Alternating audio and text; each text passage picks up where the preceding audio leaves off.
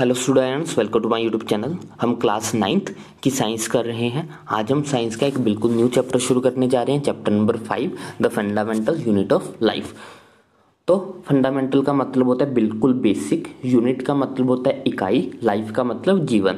तो हमें जीवन की सबसे छोटी इकाई बतानी है, मतलब कि हमें ये बताना है कि ऐसी कौन सी चीज़ है जिससे मिलके हमारी लाइफ बनी है। लाइफ को शुरू करने वाली चीज़ क्या है, लाइफ को जो बेसिक नीड है, जो बेसिक चीज़ है जिससे मिलके जो है वो हर तरह की लाइफ बनी है, वो क्या है। तो वो हम ऑलरेडी पढ़ता है हमें कि जो फंडामेंटल यूनिट होती है लाइफ की, वो सेल्स होते हैं। Cells are the smallest particle, smallest unit जो कि हमारी बॉडी में होती है। किसी भी लिविंग ऑर्गेनिज्म के अंदर जो सबसे स्मॉलेस्ट यूनिट होती है उसको हम सेल बोलते हैं।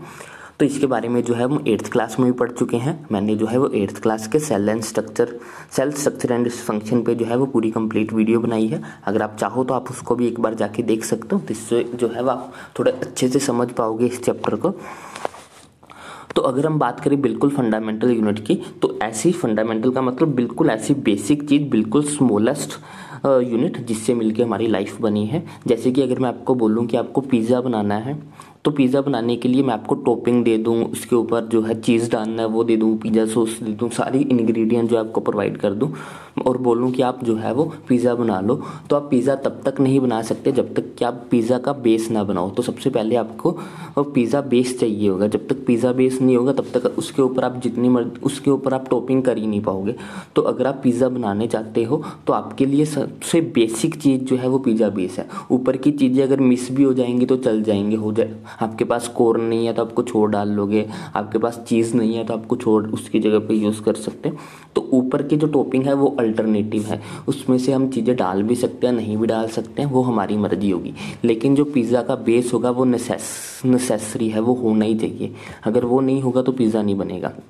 ऐसे अगर हम आलू के पराठे बनाने वाले हैं फॉर एग्जांपल, तो उसके लिए जो है हमारे पास आलू होने चाहिए। अगर हम आलू के पराठे बना रहे हैं तो आलू होने चाहिए। तो उससे भी बेसिक रिक्वायरमेंट वहाँ पे ये है कि हमारे पास आटा होना चाहिए जिसमें हम आलू डाल के पराठा बनाएंगे। तो वहाँ पे जो है वो बेसिक, जो बिल्कुल बेसिक चीज़ है वो हमारा आटा है जिसका हम जो है वो पराठा बनाएंगे।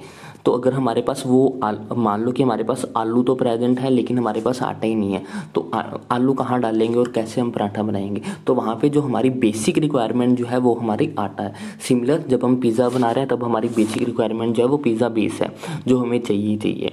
तो ऐसे जब हम लाइफ की बात करते हैं तो लिविंग ऑर्गेनिज्म कैसे बने, तो लिविंग ऑर्गेनिजम्स जो है वो सेल से बने। उनकी बॉडी को बनाने के लिए जो सबसे बेसिक चीज़ थी, जो सबसे बेसिक रिक्वायरमेंट थी, वो हमारी सेल्स है। तो शुरू करते हैं चैप्टर को हम। While examining a thin slice of cork, Robert Hooke shows that the cork resembles the structure of honeycomb consisting of many little compartment. मैंने आपको बताया हुआ है कि सेल की डिस्कवरी जो है वो रॉबर्ट हुक ने की थी। ये हमने चैप्टर 8 में पढ़ा भी है कि रॉबर्ट हुक ने जो है वो सेल की डिस्कवरी की थी इन 1665 में। जो है वो ये डिस्कवरी की थी उन्होंने ये डिस्कवरी कैसे की थी, उन्होंने एक कॉर्क लिया था, लकड़ी के कॉर्क की पतली सी स्लाइस लेके उसको जो है वो माइक्रोस्कोप के अंदर देखा था।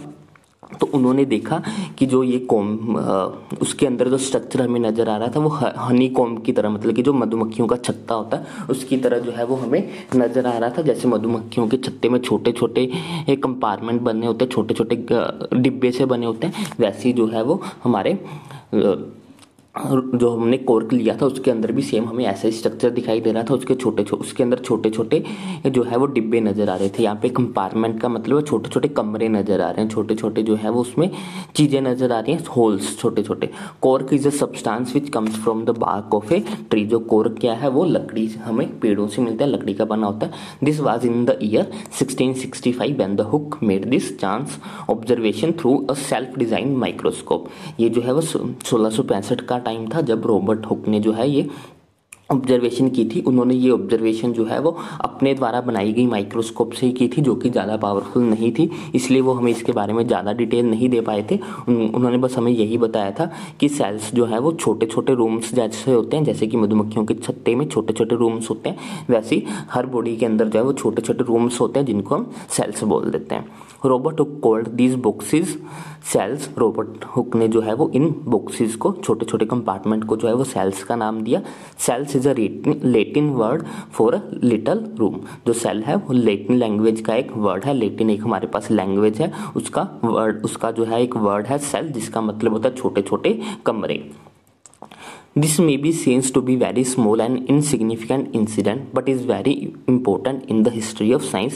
ये दिखने में हमें भले लगे कि कोई बड़ी बात नहीं है, फिर क्या हुआ अगर उन्होंने जो है वो देख लिया उसके अंदर माइक्रोस्कोप के अंदर और पता लगा लिया कि जो हर ऑर्गेनिज्म है वो छोटी छोटी चीज़ों से मिलकर बनी है जिसको उन्होंने सेल दिया। भले ये बात कोई बड़ी ना लगे लेकिन ये बहुत ज़्यादा इंपॉर्टेंट बात थी साइंस के लिए। आगे जाके इसी से जो है वो हमने काफ़ी कुछ जो है वो आगे फर्दर जानने के लिए हमको मिला। तो ये बहुत ही ज़्यादा इंपॉर्टेंट डिस्कवरी थी उनकी। This was very first time that the someone had observed the living things appears to consist of separate units। ये पहली बार था जब किसी ने ये देखा था कि जो लिविंग थिंग्स हैं वो छोटी छोटी चीज़ों से मिलके बनी हुई हैं, छोटी छोटी सेपरेट चीज़ों से मिलके बनी हुई है जो आपस में जुड़ जुड़ के जो है वो किसी भी लिविंग थिंग्स को बनाती है। ये पहली बार हुआ था जब किसी ने ऐसा देखा था। The use of the word cell to describe these units is used till this day in the biology। जो cells को हम आज तक के टाइम में भी जो है बायोलॉजी में यूज़ करते हैं। सेल्स के बिना जो है बायोलॉजी बिल्कुल इनकम्प्लीट है, हो ही नहीं सकती बायोलॉजी सेल्स के बिना। Let us find out about the cells. तो चलिए अब हम सेल्स के बारे में कुछ और जानते हैं। What are living organism made up of. तो लिविंग ऑर्गेनिज्म किसके बने होते हैं? लिविंग ऑर्गेनिजम्स जो है वो सेल्स के बने होते हैं। ये हमें कैसे पता लगा, इसको हम एक्टिविटी की हेल्प से समझेंगे। सेम एक्टिविटी हमने 8th क्लास में भी की थी, अनियन पील वाली। सेम वही एक्टिविटी हम यहाँ पे फिर से देख रहे हैं। Let us take a small piece from an onion bulb. हमें जो है वो अनियन प्याज का एक छोटा सा छिलका लेना, उसको जो है वो अच्छे से छील लेना। अगर आप जब कभी आपने प्याज काटे या छीले तो आपको देखने को मिला होगा कि उसके अंदर एक पतली सी वाइट कलर की लेयर होती है। आपको वो पतली सी वाइट कलर की लेयर जो है वो निकाल लेनी है और उसको निकालते ही जो है वो पानी में रख देना है। अगर आप उसको पानी में नहीं रखोगे तो वो सूख जाएगी और फोल्ड हो जाएगी, क्योंकि वो काफ़ी पतली होती है और वो अपने आप फोल्ड हो जाती है। तो इसलिए जैसे आप उसको निकालो उसको उसी टाइम जो है वो पानी में रख देना है। पानी में रखने से 2 फायदे होंगे, एक तो वो सूखेगी नहीं और दूसरा वो फोल्ड नहीं होगी। यहाँ पे एक वर्ड लिखा हुआ है this layer can be put immediately in the watch glass. Watch glass जो है वो कांच की छोटी सी प्लेट होती है जिसको हम लैब में यूज़ करते हैं। छोटा सा कांच की प्लेट कटोरी जैसी होती है, छोटी सी कांच की बनी होती है, उसको हम वॉच ग्लास बोलते हैं। तो इसमें पानी डाल के उसके अंदर जो है वो उस लेयर को हम रख देंगे। This will prevent the feel from getting the folded और गेटिंग ड्राइंग। तो ये जो है वो पानी से रखने से जो वो छिलका होगा प्याज का, वो पतली सी लेयर होगी, वो ना ही फोल्ड होगी ना ही उसको सूखेगी। उसके बाद हमें क्या करना है, उसके बाद हमने एक ग्लास की स्लाइड लेनी है। ग्लास स्लाइड जो है वो माइक्रोस्कोप्स के अंदर होती है। माइक्रोस्कोप्स में हमें जितनी भी ऑब्जर्वेशंस करनी होती है उसके लिए पहले हमें स्लाइड बनानी पड़ती है। वो स्लाइड का मतलब होता है कि उसमें 2 ग्लास की स्लाइड्स यूज़ करते हैं। पहले एक ग्लास स्लाइड लेते हैं हम, उसके ऊपर हमने जो भी चीज़ें जो है वो ऑब्जर्व करनी होती है। जैसे कि हमारे पास यहाँ पे अनियन का पील है तो इसके ऊपर पहले अनियन का पील रख देंगे। इसके ऊपर एक ड्रॉप जो है वो पानी की डाल देते हैं। तो पानी की ड्रॉप इसलिए डालते हैं ताकि जो है वो अच्छे से स्लाइड के साथ चिपक जाए, उसमें कोई भी एयर बबल नहीं रहना चाहिए। उसको अच्छे से जो है वो बिल्कुल सीधा करके बिछाना, उसके ऊपर लेयर को जो है वो बिल्कुल सीधा करके अच्छे से जो है वो ग्लास स्लाइड के ऊपर रखना है ताकि उसके बीच में कोई भी एयर बबल ना रहे, मतलब कि उसके बीच में एयर नहीं रहनी चाहिए। और फिर क्या करना है, इसके ऊपर आयोडीन की 1 या 2 ड्रॉप जो है वो डाल देनी है। इसके ऊपर जो हमने वो पील रखी होगी अनियन की पील, उसके ऊपर हमने जो है वो आयोडीन की 1-2 ड्रॉप्स जो है वो डाल देनी है। आयोडीन एक सॉल्यूशन होता है, उसकी ड्रॉप्स हमें इसके ऊपर डालनी है। और जैसे हम इसके ऊपर आयोडीन डालेंगे तब इसके ऊपर दूसरी जो ग्लास स्लाइड होगी वो उसके ऊपर रख देंगे। 2 ग्लास स्लाइड्स होती हैं, पहले के ऊपर हम जो है वो अनियन पील को रखेंगे, फिर उसके ऊपर जो है वो 1 ड्रॉप पानी की डाल देंगे, फिर जो है वो उसको अच्छे से सीधा करके उसके ऊपर 1 ड्रॉप जो है वो आयोडीन सॉल्यूशन की डालेंगे, फिर उसे कवर कर देंगे दूसरी ग्लास स्लाइड के साथ। तो हमारे पास स्लाइड बन जाती है। इस स्लाइड को जो है वो हमें ऑब्जर्व करना होता है माइक्रोस्कोप के अंदर। ये हमारे पास माइक्रोस्कोप है। जो हमारी ग्लास स्लाइड होती है वो हम यहाँ पे रखते हैं। ये यहाँ पे ग्लास स्लाइड रखी हुई है हमने, ये हमारी ग्लास स्लाइड है जिसको हम माइक्रोस्कोप की हेल्प से देखते हैं। ये ऊपर हमारा आई पीस होता है। आई पीस का मतलब होता है जहाँ से हम देखते हैं चीज़ों को, जहाँ से हम देख रहे होते हैं। और ये नीचे हमारा ऑब्जेक्टिव लेंस होता है। ऑब्जेक्टिव लेंस का मतलब होता है जो ऑब्जेक्ट के पास होता है। जैसे कि अभी हमारा ऑब्जेक्ट क्या है, अभी हमारा ऑब्जेक्ट है अनियन पील। तो अनियन पील को जो चीज़ देख रही होगी उसको हम ऑब्जेक्ट लेंस बोलेंगे। उसके बाद ये जो होता है ये वाला पार्ट, ये इसकी आर्म होती है माइक्रोस्कोप की, ये इसका बेस होता है, यहाँ पे एक मिरर लगा होता है, ये मिरर होता है जो कि हमें लाइट जो है वो लाइट को एडजस्ट करने में हेल्प करता है। हमें जब भी ऑब्जर्वेशन करनी होती है माइक्रोस्कोप के अंदर तो हम इस मिरर को जो है वो एडजस्ट करते हैं ताकि हमारी स्लाइड के ऊपर लाइट पड़े।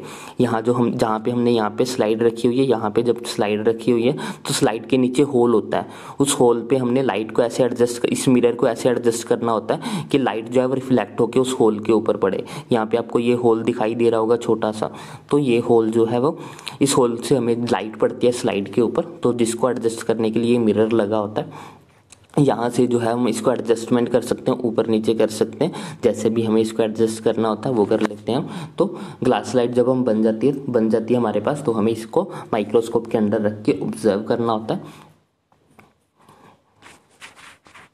What do you observe as we look through the lens. हम जब लेंस मतलब कि आई पीस में से देखेंगे तो हमें क्या देखने को मिलेगा, तो हमें जो भी देखने को मिल रहा होगा उसका हम स्ट्रक्चर बना लेंगे। वो स्ट्रक्चर जो है वो हमें ऐसा देखने को मिलेगा। हमें छोटे छोटे कंपार्टमेंट जो है वो इसके अंदर दिखाई दे रहे हैं। ये देखिए, ये छोटे छोटे रूम्स जो है वो हमें नजर आएंगे, इसको ही हम सेल्स बोलते हैं। ये छोटे छोटे जो स्ट्रक्चर्स हैं इनको हम सेल्स बोलते हैं।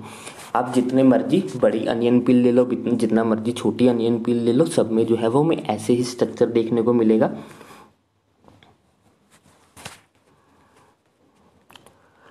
We can try preparing temporary amounts of peels of the onion of the different size. What do we observe? Do we see the similar structure of the different structures? ऐसे हम अलग अलग जो स्लाइड्स है वो बना सकते हैं। हर स्लाइड में जो है हम अनियन पील के साइज को बड़ा छोटा कर सकते हैं।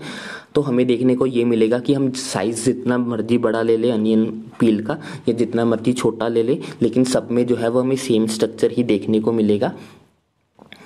वट आर दीज स्ट्रक्चर्स, ये छोटे छोटे स्ट्रक्चर्स क्या है। These structures look similar to each other. ये सारे स्ट्रक्चर जो है वो एक दूसरे के सिमिलर हैं। आप यहाँ पिक्चर में देखिए, सभी एक दूसरे जैसे ही नजर आ रहे हैं, कोई भी एक दूसरे से अलग नहीं है, सभी सिमिलर हैं।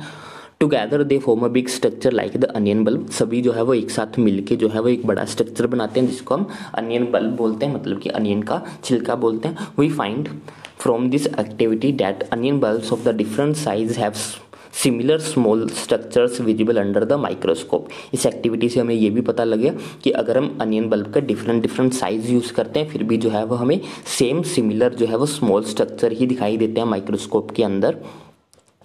These cells of the onion peels will all look the same regardless the size of the onion they come from। तो हमें ये देखने को मिलता है कि जो ये सेल्स हैं ये सबका साइज जो है वो सेम है, भले ये किसी भी साइज की अनियन पील से आई हो, बड़े अनियन पील से आई हो, छोटे अनियन पील से आई हो, कहीं से भी आए हो, लेकिन इनका जो साइज है वो हमेशा सेम ही रहता है। These small structures that we see are the basic building units of the onion bulb. ये छोटे छोटे स्ट्रक्चर्स जो हम देख रहे हैं ये जो है वो बेसिक बिल्डिंग यूनिट्स हैं अनियन बल्ब को, मतलब कि प्याज को बनाने के लिए ये छोटे छोटे स्ट्रक्चर्स से मिलकर जो प्याज बना है, इसलिए हम इसको बेसिक बिल्डिंग ब्लॉक भी बोलते हैं। जैसे कि अगर हम दीवार बनाने जा रहे हैं तो दीवार बनाने के लिए हमारी जो बेसिक यूनिट होती है वो ईंट होती है। जब हम ईंटों को जोड़ते रहते हैं तो हमारे पास दीवार बन जाती है। ऐसे जब हम छोटे छोटे सेल्स को जोड़ते रहते हैं तो हमारे पास जो है वो लिविंग ऑर्गेनिज्म बन जाते हैं। Not only onions but all the organism that we see around are made up of the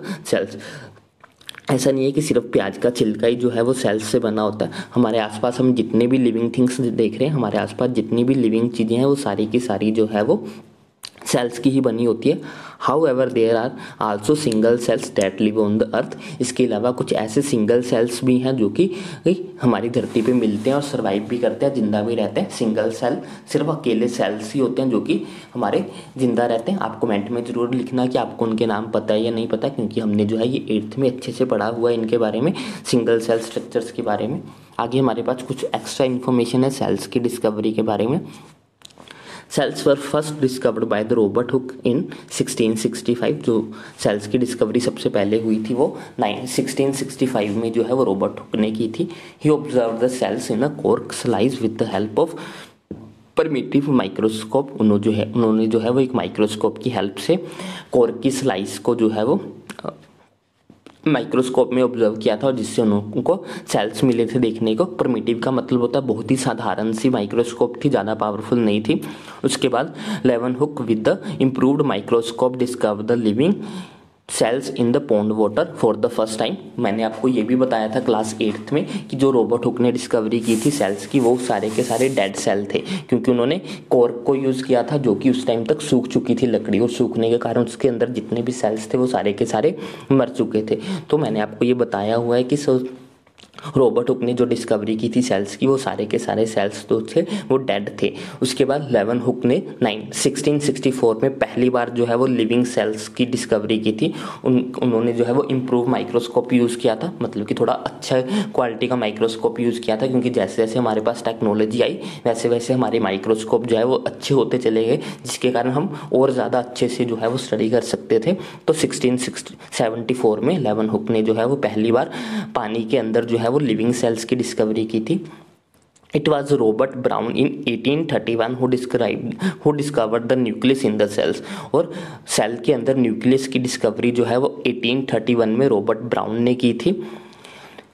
परकिंजी ने इन 1939 coined the term protoplasm for the fluid substance of the cells। Cell के अंदर एक फ्लूइड लाइक सब्सटेंस होता है जिसको हम protoplasm होता है, इसके बारे में हम पढ़ चुके हैं 8th में। उसकी डिस्कवरी जो है वो 1839 में जो है वो परकिंजी ने की थी। The cell theory that all the plants and the animals are composed of cells and the cells is the basic unit of the life was presented by two biologists, Schleiden and Shevwan। तो जो cell theory है जिसके अंदर हमें ये कहते हैं कि जो सारे प्लांट्स और एनिमल्स हैं वो जो है वो सेल्स से मिलके बने हुए हैं, और सेल्स जो है वो किसी भी लाइफ की बेसिक यूनिट है। ये थ्योरी जो है वो दो साइंटिस्टों ने दी थी, श्लेडन ने और शेवान ने।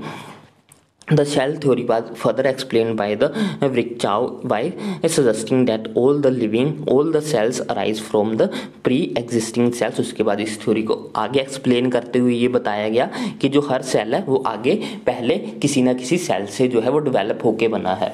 हर आगे वाला सेल जो है वो पीछे किसी ना किसी सेल से जो है वो डेवलप होके बना होगा। With the discovery of the electron microscope in 1940 it was possible to observe and understand the complex structure of the cell and its various organelles. जैसे जैसे हमारी टेक्नोलॉजी बढ़ती चली गई, हमारे पास अच्छे माइक्रोस्कोप आने शुरू हो गए, फिर हमारे पास इलेक्ट्रॉन माइक्रोस्कोप आए 1940 में, जिसके बाद जो है वो हम सेल्स के कॉम्प्लेक्स स्ट्रक्चर को जो है वो ज़्यादा आसानी से और अच्छे से समझ पाए थे। The inventions of the magnifying glass lead the discovery of the microscopic world। जैसे जो है वो हमारे पास मैग्नीफाइंग ग्लास की डिस्कवरी, उसके साथ जो है वो हमारे पास माइक्रोस्कोपिक वर्ल्ड को जानने के और ज़्यादा अच्छे चांसेस हुए हमारे। It is now known that a single cell may constitute a whole organism as in amoeba। अब हमें ये भी पता लग गया था कि हमारे आसपास कुछ ऐसे सिंगल सेल्स भी हैं जो कि पूरे के पूरे ऑर्गेनिज्म है, जैसे कि अमीबा। वो सिंगल सेल होते हुए भी पूरा का पूरा ऑर्गेनिज्म है। अमीबा, पैरामीशियम, बैक्टीरिया, ये सारे हमारे एग्जाम्पल्स हैं सिंगल सेल वाले। These organisms are called the unicellular organisms. ऐसे ऑर्गेनिज्म को हम यूनिसेलुलर ऑर्गेनिजम्स बोलते हैं जो कि सिर्फ सिंगल सेल से ही मिलके बने होते हैं। On the other hand, many cells group together in a single body and assume different function in it to form various body parts in the multicellular organisms। इसके अलावा हमारे पास ऐसे ऑर्गेनिज्म भी हैं जो कि काफ़ी सारे सेल्स से मिलके बने हुए हैं, और इन सभी ऑर्गेनिज्म में जो है वो अलग अलग फंक्शन परफॉर्म करने के लिए अलग अलग बॉडी पार्ट्स होते हैं, और ऐसे ऑर्गेनिज्म को हम मल्टीसेलुलर ऑर्गेनिजम्स बोलते हैं, जैसे कि फंगी, प्लांट्स, एनिमल्स। ये सारे जो हैं ये हमारे मल्टीसेलुलर ऑर्गेनिजम्स हैं। ये एक से ज़्यादा सेल्स के आपस में मिलने से बने हुए हैं, और इनमें जो है वो वेरियस फंक्शंस परफॉर्म करने के लिए डिफरेंट पार्ट्स भी जो है वो प्रेजेंट होते हैं। जैसे हमारे पास बोलने के लिए मुंह, सांस लेने के लिए रेस्पिरेटरी सिस्टम, खाना डाइजेस्ट करने के लिए डाइजेस्टिव सिस्टम, बॉडी में से वेस्ट प्रोडक्ट को बाहर निकालने के लिए एक्सक्रीटरी सिस्टम। तो हमारे पास जो है वो अलग अलग फंक्शन परफॉर्म करने के लिए ये अलग अलग जो पार्ट्स हैं जो कि मल्टीसेलुलर ऑर्गेनिजम्स में होते हैं, जो कि एक से ज़्यादा सेल्स के आपस में मिलने से बने हुए हैं। Every multicellular organism has come from a single cell. जैसे कि हमें पता है कि हर ऑर्गेनिज्म जो है, हर सेल जो है वो पीछे किसी ना किसी सेल के डेवलप होने से ही बना है। ऐसे ही जो है वो मल्टी सेलुलर ऑर्गेनिज्म भी जो है वो सिंगल सेल ऑर्गेनिज्म से ही बने हुए हैं। ऐसा माना जाता है कि जब हमारी धरती पर लाइफ शुरू हुई थी तो पहली लाइफ जो हमारी धरती पे मिली थी वो यूनिसेलुलर ही थी। मतलब कि जो फर्स्ट लाइफ हमारी धरती पे एग्जिस्टेंस मिली थी जिस लाइफ की, वो यूनिसेलुलर थे। वो सिर्फ सिंगल सेल से ही बने हुए थे। वो धीरे धीरे डेवलप करते रहे और जो है वो मल्टी सेलुलर में कन्वर्ट होते रहे। तो इसीलिए हम ये कह सकते हैं कि आज हम जितने भी मल्टी सेलुलर ऑर्गेनिजम्स को देख रहे हैं वो कहीं ना कहीं किसी सिंगल सेल से ही बने हुए हैं।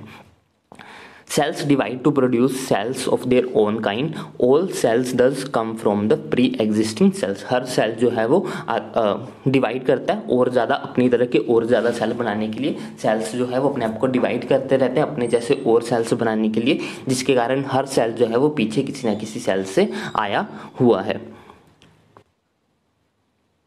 नेक्स्ट हमारे पास एक्टिविटी है। एक्टिविटी में हम जो है वो अलग अलग स्लाइड्स बनाएंगे जिसमें हम पत्तों की पील्स लेंगे, जड़ों की पील्स लेंगे और हम अनियन की पील्स भी ले सकते हैं। अलग अलग साइज़ की लेंगे, अलग अलग जो है उनका साइज़ लेंगे और अलग अलग स्लाइड्स बना के उनको ऑब्जर्व करेंगे। ऑब्जर्व करने के बाद हमें कुछ ऑब्जर्वेशंस लिखनी है। After performing the above activity late us see what. ये स्लाइड वैसी बनेगी जैसे हमने अनियन पील वाली स्लाइड बनाई थी, सेम इसको भी स्लाइड वैसे बनाएंगे। पत्ते की पतली सी स्लाइस लेके उसके अंदर से एक पतला सा वाइट कलर की स्लाइड निकलती है हर पत्ते के अंदर। उस स्लाइस को जो है वो हमने ग्लास स्लाइड के ऊपर रख के उसके ऊपर पानी डालना है, फिर उसके ऊपर आयोडीन का सोल्यूशन डालेंगे, फिर उसके ऊपर कवर ग्लास रख देंगे और फिर उसको माइक्रोस्कोप के अंदर देखेंगे। तो देखने पर हमें क्या क्या देखना है, let us see what the answers of the following answers would be. Do all the cells look alike in terms of shape and size. हमें देखना है कि क्या सभी सेल्स जो है वो साइज में और शेप में एक जैसे हैं। Do all the cells look alike in structure. क्या सभी का स्ट्रक्चर जो है वो एक जैसा है। Could we find difference among the cells from the different part of the plant body. क्या हम प्लांट बॉडी के अलग अलग पार्ट्स से जो सेल्स मिले हैं उनके स्ट्रक्चर में कुछ डिफरेंस देख सकते हैं। जैसे कि जो जड़ों से लिया उसका स्ट्रक्चर कैसा था और जो प्लांट वाला के पत्तों का वाला था उसका स्ट्रक्चर कैसा है। तो क्या हमें उनके बीच में कोई डिफरेंस नज़र आ रहा है। What similarity could we found. इनके बीच में क्या सिमिलैरिटीज़ जो है वो हमें नज़र आ रही है। Some organisms can also have cells of different kinds. कुछ ऑर्गेनिजम्स ऐसे होते हैं जिनमें जो है वो अलग अलग तरह के सेल्स प्रेजेंट होते हैं। Look at the following pictures it despite some cells from the human body. इस पिक्चर में जो है वो हमारे पास ह्यूमन बॉडी के कुछ सेल्स हैं। अब ऐसा नहीं है कि हमारी बॉडी जो है वो पूरी की पूरी एक जैसे सेल्स से मिलके ही बनी है। हमारी बॉडी में बहुत तरह के सेल हैं। हर सेल की जो शेप है, साइज है, वो अलग अलग हो सकती है। ऐसा नहीं है कि हमारी बॉडी में जितने सेल प्रेजेंट है वो सारे के सारे एक जैसे हैं। जैसे कि यहाँ पिक्चर में हमें दिखाया गया है ब्लड सेल्स की जो शेप है वो राउंड शेप है, स्फेरिकल शेप है। उसके बाद हम यहाँ पे हमारा नर्व सेल है जिसकी पिक्चर यहाँ पे पूरी क्लियर नहीं बनी हुई। नर्व सेल की पिक्चर आपने 8th में देखी भी होगी कि वो ऐसे करके होता है।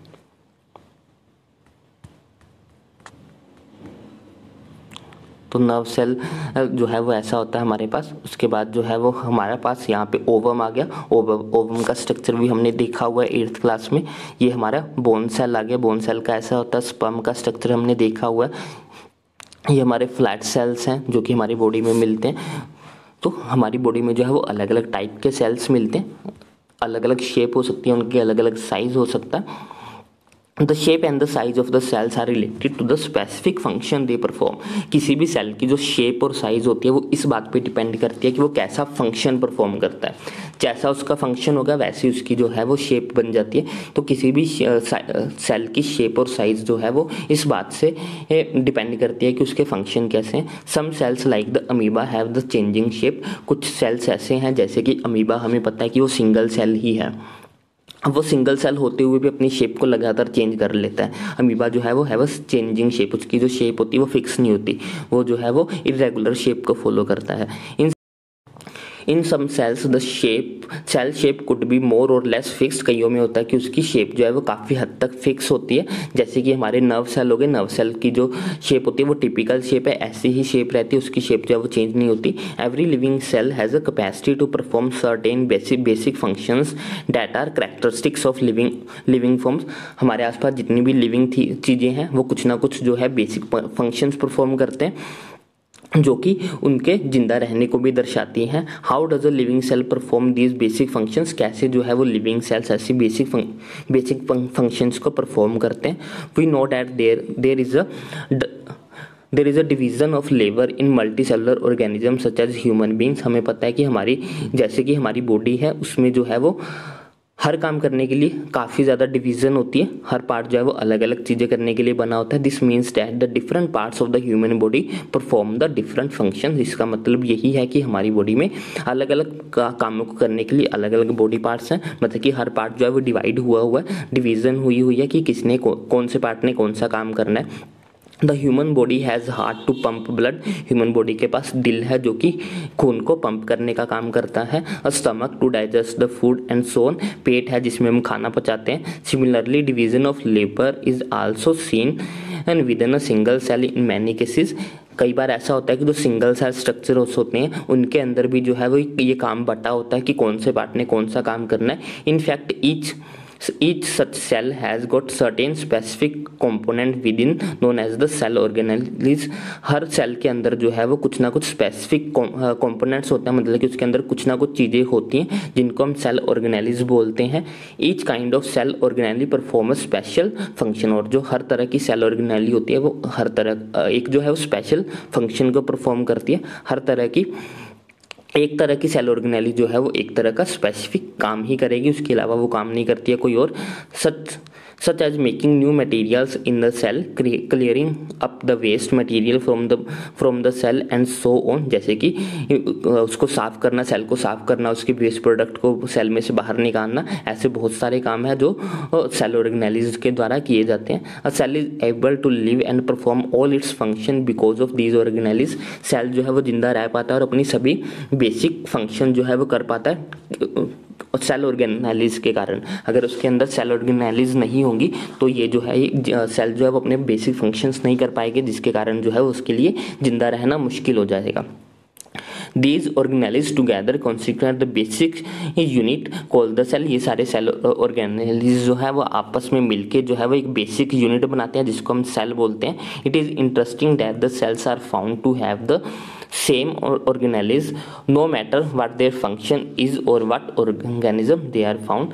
जो हमारे पास सेल ऑर्गेनेलिज होते हैं उनका जो काम होता है वो सेम ही होता है, इसके कोई फ़र्क नहीं पड़ता कि वो ऑर्गेनिज्म कैसा है और उसमें कहाँ पे वो मिलती है, लेकिन उनका जो फंक्शंस होता है वो सेम ही रहता है हर केस के अंदर।